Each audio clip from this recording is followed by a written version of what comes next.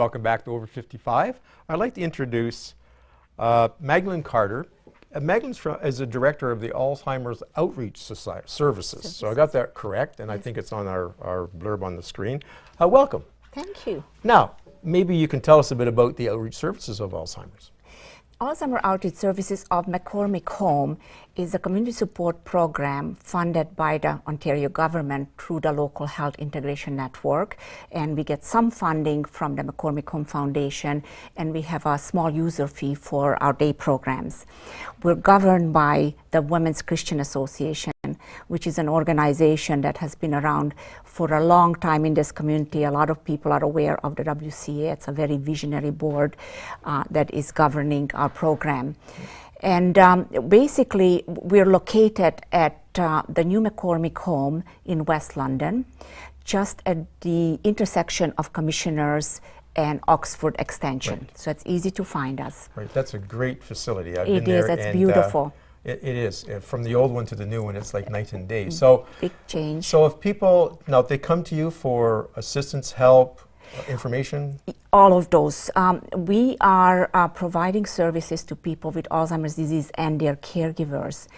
We've been around since 1985. Started out in Parkwood, then we relocated to the old McCormick Home, and then moved to the new home. Our mandate is to assist people with dementia, and that's my personal passion as well, to help people to in their quality of life, and as well with assisting them to remain in the community as long as possible. Okay. They can live in their own homes. And that's critical. Yes. Now, it's a nonprofit? It is a nonprofit organization. We are run, not many people know this, but we are the largest Alzheimer Day program in this province.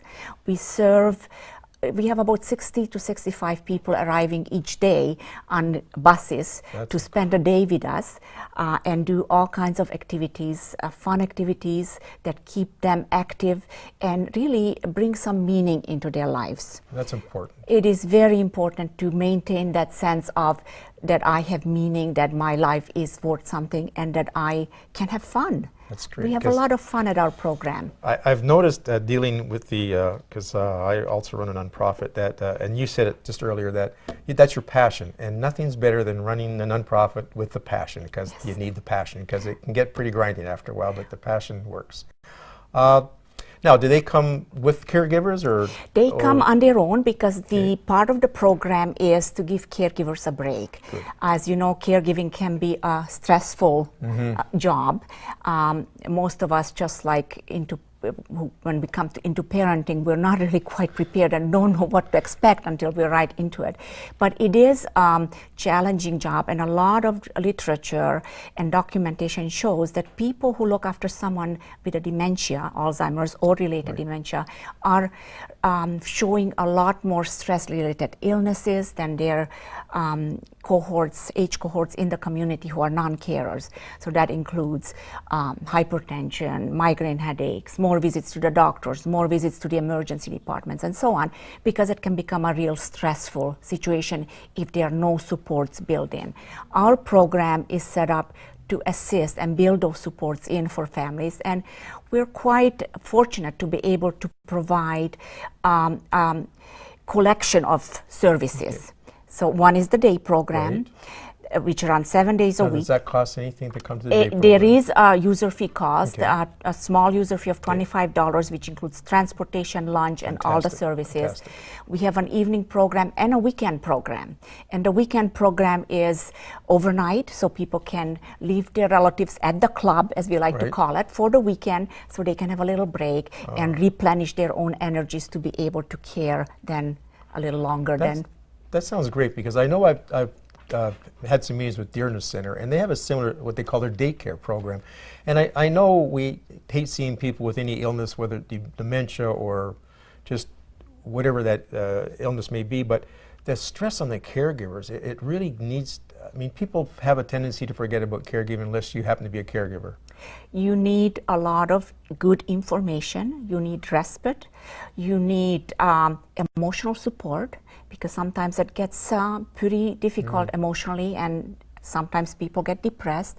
So all those pieces need to be put in to be able to support a caregiver who can then continue providing care in the home where most people want to be. Yeah, and $25, and they pick you up, take you to the center, take care of you for the day and drop you home. I think that's the critical part, because in London I found that there's a lot of agencies that there's no transportation for people, and it's getting from A to B is a tough part. So that's a huge part of the puzzle. It's a big help. Now, in addition to that, we have a number of very good caregiver support programs. We see about 1,500 caregivers a year in counseling, in support groups, assisting them with skill development, with networking, with learning ways to cope with the situation. That's an amount. It's that's a large amount of huge people. number of people. Yes. Now, volunteers. Do you have people that want to volunteer? Oh, there is a lot of volunteers. Our day program would not be able to function as well as it is without volunteers, because what it allows us to do to make the programs more person-centered. Because when we have more volunteers, we can break down to smaller groups, and we can pay attention to what that person's specific interest is. So volunteers really help us in making the whole program a lot more person-centered than if we wouldn't have all those extra hands. That's amazing. I mean, I hope this show gets it to across to people that there is help out there for people, because we all have different needs and wants and requirements, and looking for something that this supports Alzheimer's people with an outreach service. Some people just don't know where to go, and it's frustrating because it may be a short term, and they can see it coming with a loved one or someone, and now they can, I'm sure on the screen we're showing your number and your place, so they can call you. Just call us and we will direct you for the day program. The Community Care Access Center becomes involved, and they do the initial assessment, and then the information comes to us. But with the family support programs, anybody can just call us, 439-9336, and someone will get back to them. Okay, now because you're nonprofit, and I know how we all suffer as nonprofits, fundraisers. We have, the McCormick Home Foundation has been excellent in helping us with giving us just enough support to do some of those extra little things, like art therapy in the day program, which is amazing. We have people who cannot afford the day program. Even the $25 is difficult for them. The foundation helps us to subsidize those individuals.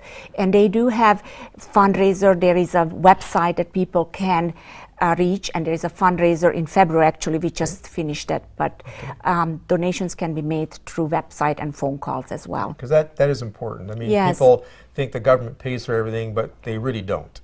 And we have to find money somewhere to do some of the programs that are important. That's right.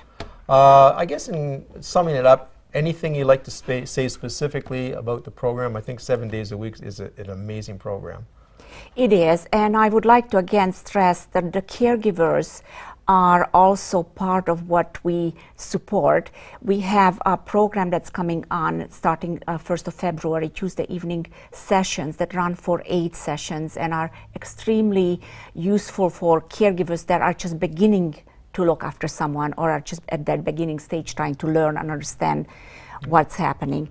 If you're interested, just call us and we'll be glad to sign you up. So it's just not coming to as an Alzheimer's patient? No, this is for caregivers as well. Okay, and you said you had 1,500 go through the program? Yes, last year we offered over 100 support group sessions for caregivers. So it's a huge volume. You actually put a lot of people through the process of learning about the Alzheimer's, taking care of the patients as well as the patients themselves. Absolutely, and we have the experience doing it, so it's not just the textbook kind of learning that we can pass on, but our own experience of working with people in the day program prepare our staff to be able to help better for the caregivers. Now, I love talking about volunteers because without them, none of us would be here in the jobs that we do.